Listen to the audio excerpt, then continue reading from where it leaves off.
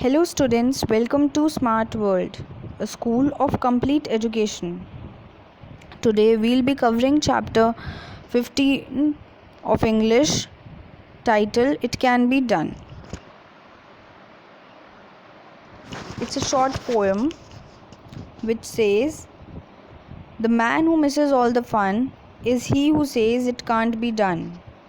In solemn pride he stands aloof and greets each venture with reproof. Had he the power, he'd efface the history of human race. We'd have no radio or motor cars, no street lit by electric stars, no telegraph nor telephone. We'd linger in the age of stone. The world would sleep if things were run by men who say it can't be done."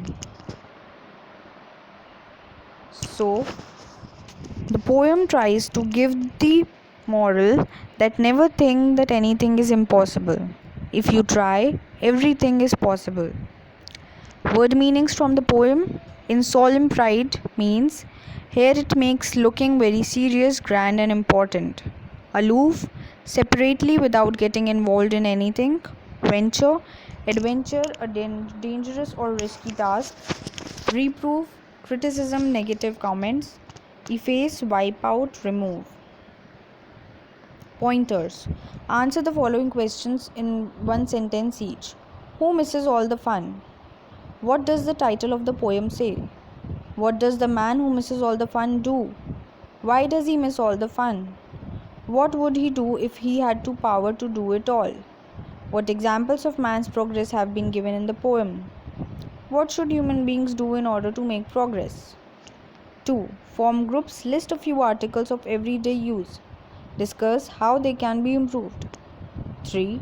Form pairs. Discuss and prepare a list of things which can be and will be done in future. At least 5 things. Spot the modal verbs in your answer. 4. Complete the following sentences using your ideas. I can dash, they can dash, we can dash. Here's a short project for you all named Wheels.